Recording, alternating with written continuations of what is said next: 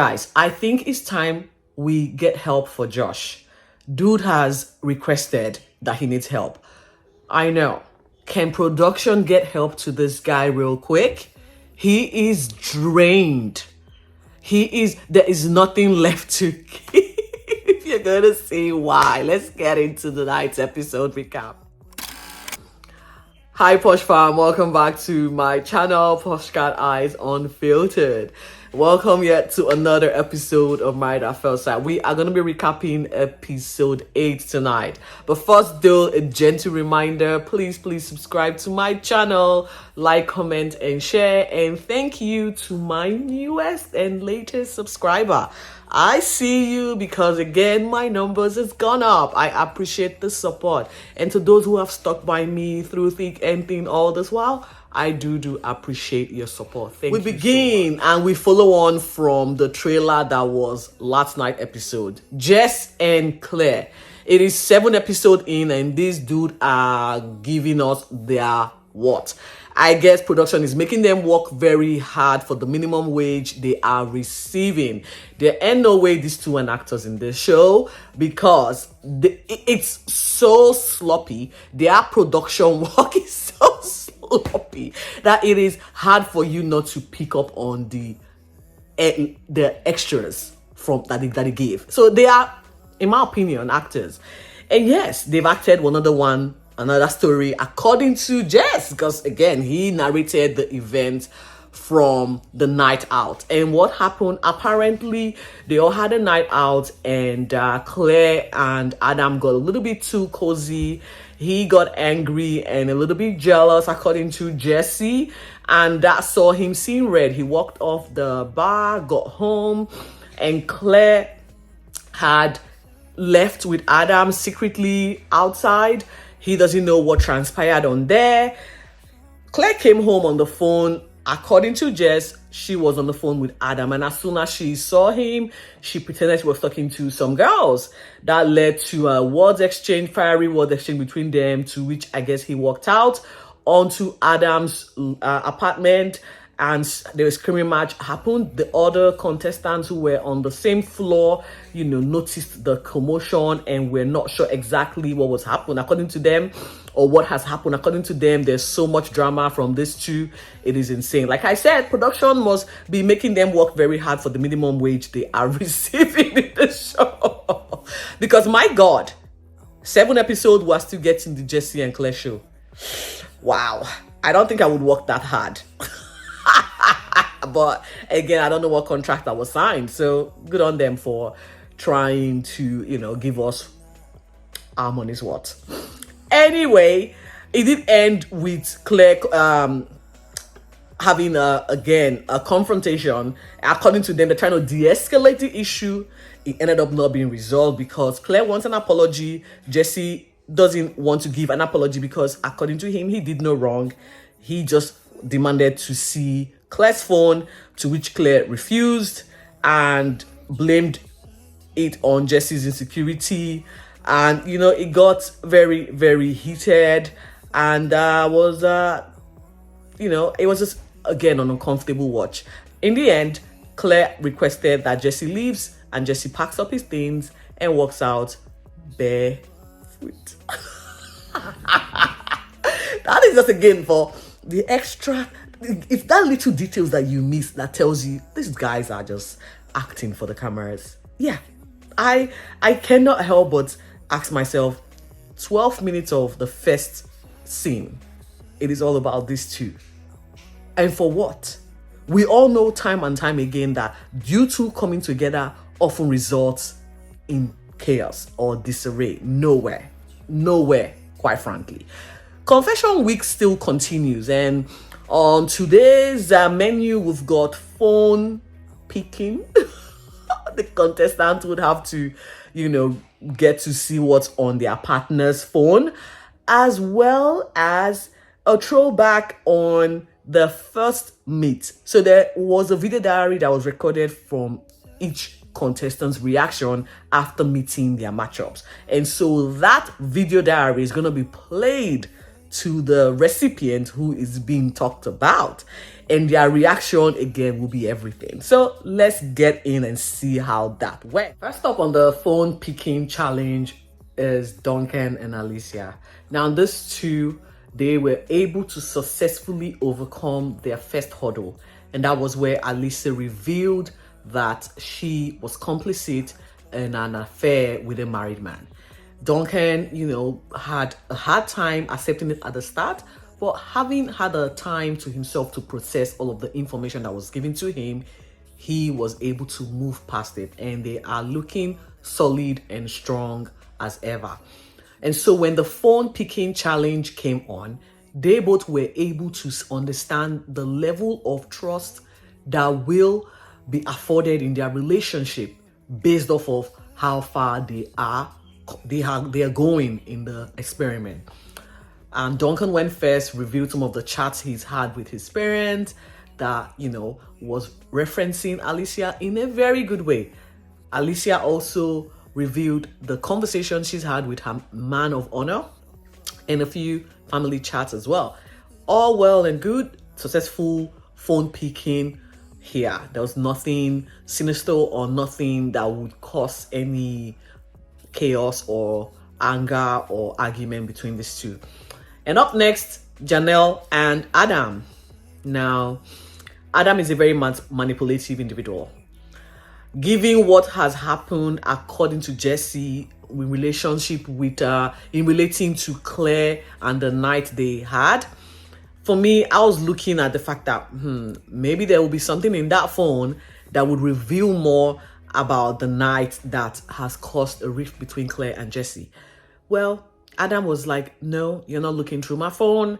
It is a breach of trust looking through my phone. I trust you. We're in a good place. We do not need to look into each other's phone. I'm going to be uncomfortable looking through your phone. At first, Janela really wanted to, go ahead with the task. But when Adam started saying, no, and trying to manipulate the situation, bringing the Jesse's fiasco into it, it just made Janelle say, okay, I trust you too. Yeah, we don't need to look into each other's phone. Janelle, you're making a very big mistake not looking into that guy's phone. There will be more to uncover in that phone if you look. But girl, it's your relationship. You are in the experiment, not me. So good luck with this one.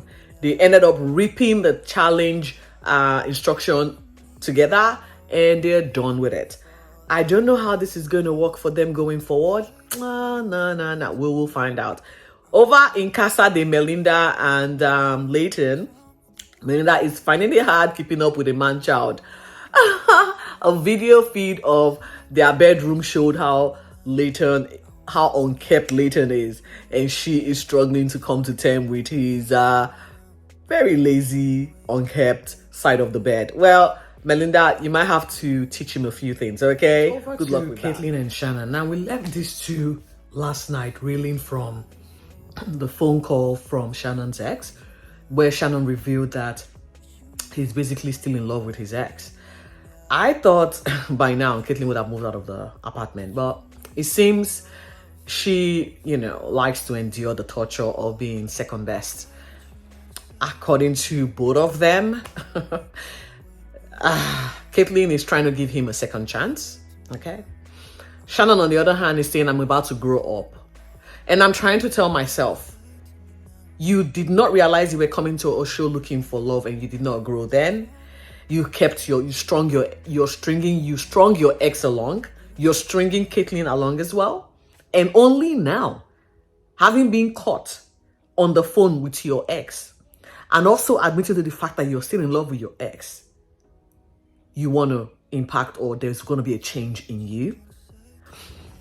I'm not confused, okay, guys? We know these guys are here to get the maximum TV time. What does Shannon do? He's a personal trainer from Victoria. So I'm pretty much sure he's trying to become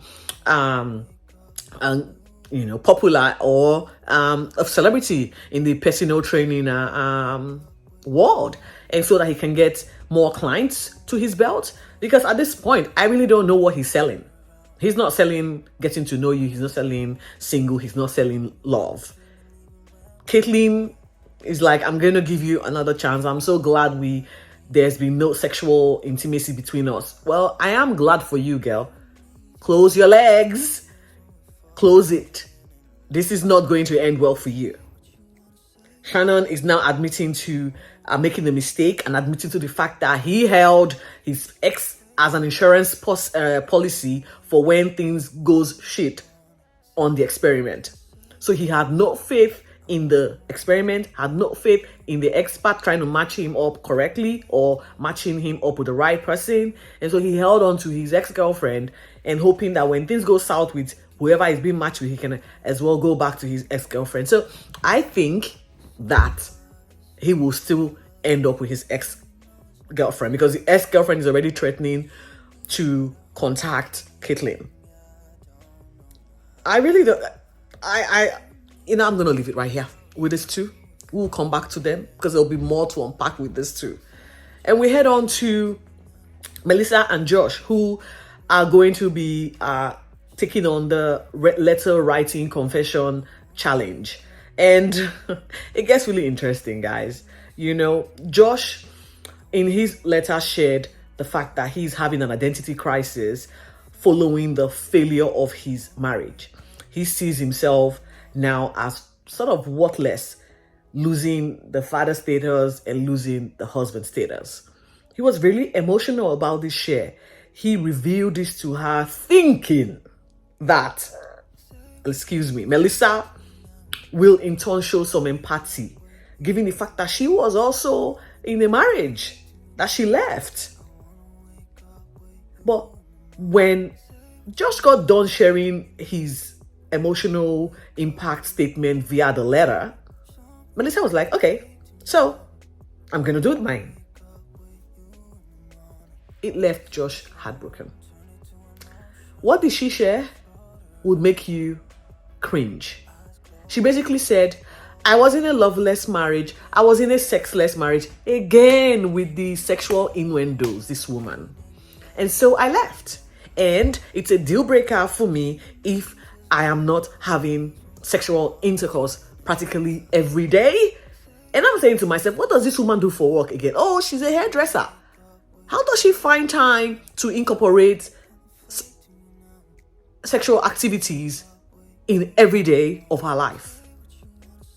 She basically is giving Josh an ultimatum that the reason I came on this show is to have maximum sexual experience with you, make sure I bleed you to the point of death, and if you don't, have the capacity to endure my torture, sexual torture, then you are out.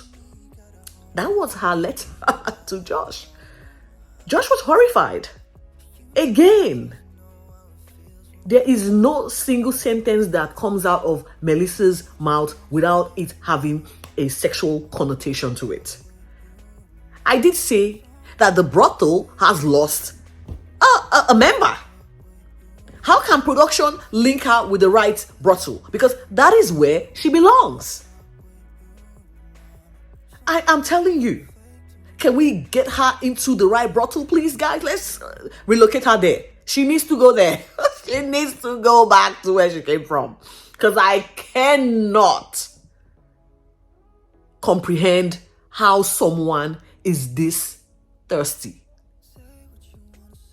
The task continued with the first impression experience that the couple had when they first met their partner on the aisle. And Taylor and Cameron had to go first, and it was really beautiful to watch, to see their throwback and listen to how each other felt between them and how they felt for one another, having met each other for the first time, and what they thought the experts' decisions were in matching them up. It was so beautiful, and it did make them feel warm and fuzzy. And we moved over to Josh and Melissa. Okay. Josh's first impression, we remember this. He was so nice, such a gentleman. He spoke kindly and spoke so beautifully about Melissa. And now we got to Melissa's turn. And remember all she was about. Remember? She wanted to make sure that he was tall and he had a big hammer, and that was all. And hopefully he was going to be able to satisfy her test. That was the only thing that she said during the first impression when she met Josh for the first time. All she wanted to know was his shoe size, his hand size, because they were all indicators as to the size of his male reproductive organ. Pretty much. And that saw Josh feeling a type of way. According to him, there's really no depth to this woman because she is literally trying to make him out as a sexual object. And rightly so. I feel for him. Again, Josh, blink if you need help. Blink 3 times if you need help so we can come rescue you. Watch a 32-second clip from Josh literally expressing how he feels about Melissa hammering on the need for more sex. It's that sad. Let's watch. I'm feeling pretty raw, to be honest. Because I have to have a drink of water. Yeah. Yeah. You know what? I'm absolutely out of my mind angry.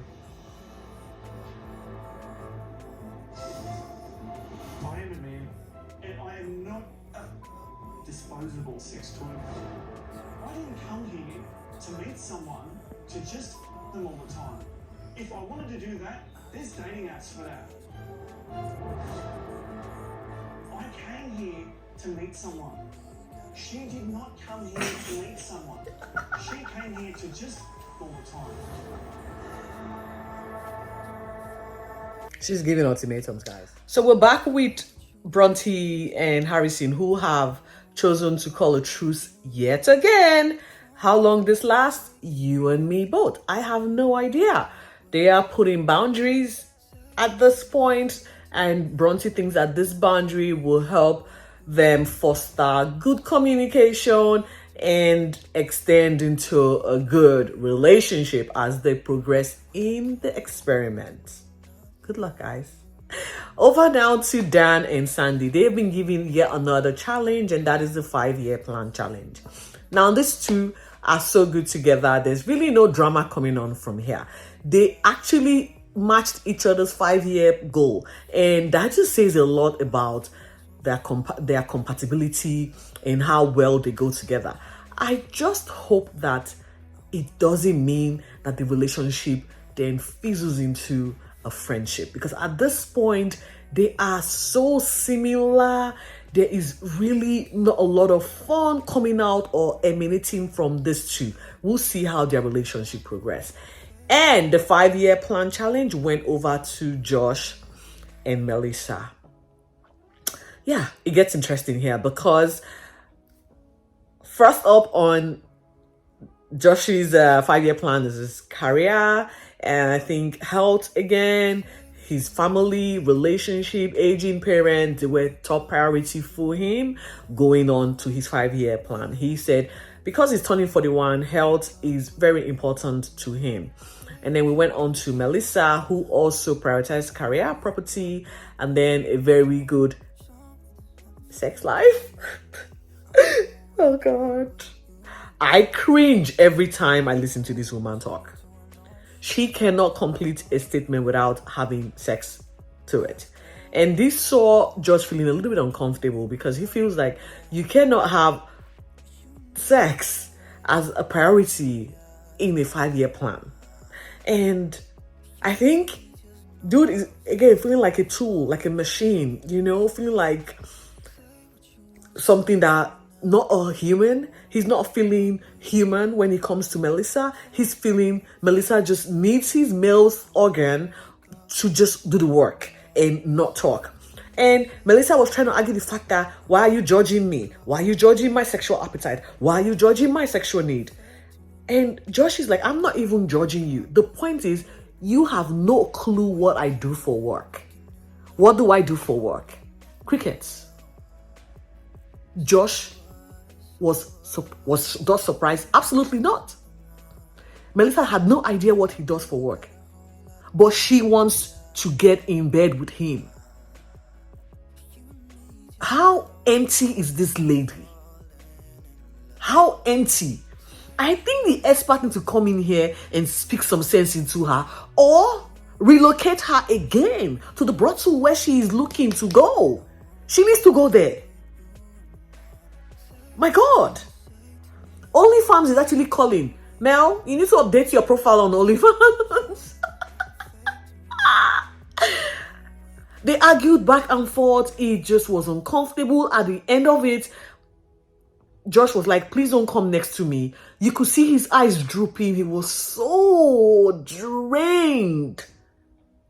And he said, please, I want to go to bed by myself. I don't want you next to me. I just want some time to myself. And she was like, I'm going to come tuck you in. And he's like, I would appreciate if you don't do this. Again, with the sexual innuendos. How do we stop this woman? How do we stop her? It's not looking good. It's not making for good TV. That's where it ends. We saw Josh taking off his ring, and it's going to definitely be a blockbuster commitment ceremony come Sunday, because that we're going to be having to see our first commitment ceremony. Who writes leave, who writes stay, you and me both, we're going to find this out on Sunday. Until then, guys, please do not forget to subscribe to my channel, like my video, and comment. I need to hear your feedback, guys. Thank you so much for watching. Talk soon. Be safe and stay fun.